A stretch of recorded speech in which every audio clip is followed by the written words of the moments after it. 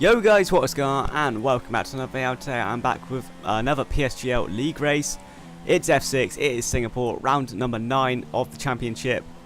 And this is my fastest lap in qualifying, getting a little bit of traffic from the Red Bull. But I was actually able to use his slipstream down these two straights. And he didn't actually help me up too much. I decided to qualify on the ultra soft tyre simply because the tyre wasn't really...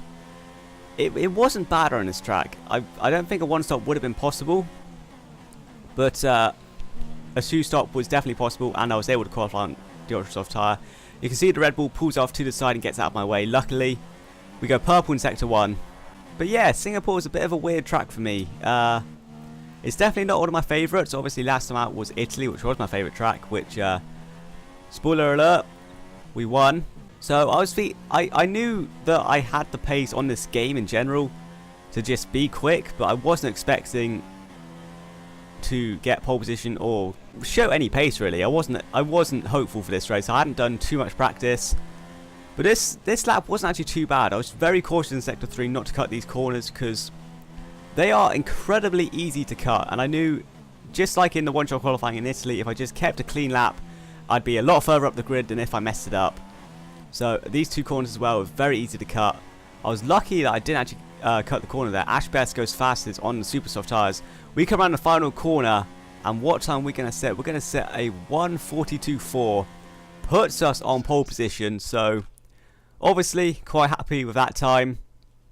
I was quite surprised that it got me pole position because I was expecting Mr. Stim to get a pole position, but once again, for the second race in a row, he bottles it in qualifying. So I get my first ever pole position in a league race, and at a track, the track position is very crucial.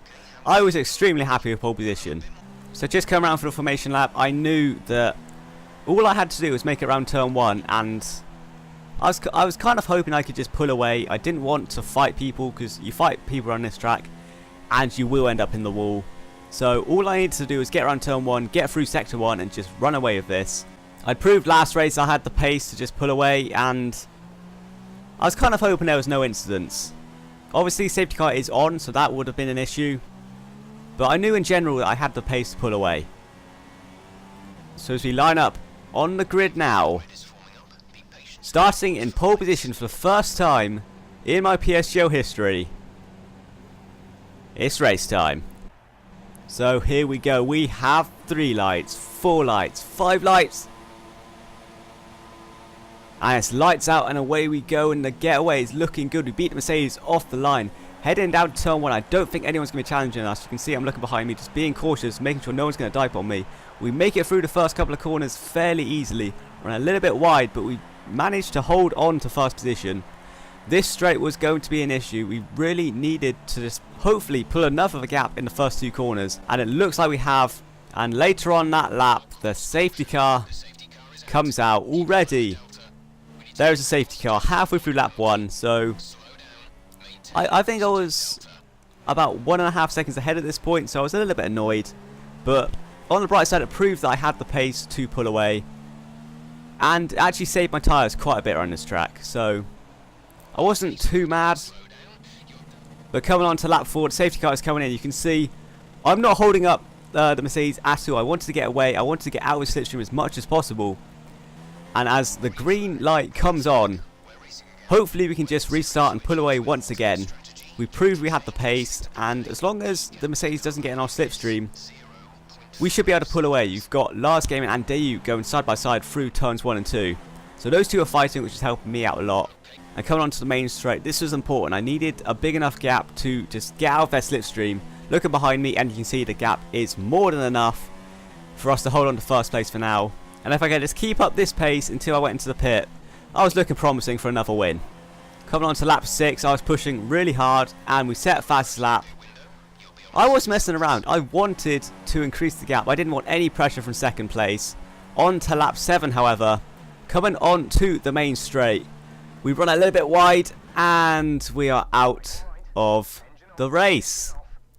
We just run a little bit wide into the barrier, and looking back on it, it's slightly my fault, but I think the reaction was a little bit over-exaggerated from the game. And yeah, we are out of the Singapore Grand Prix. from first position.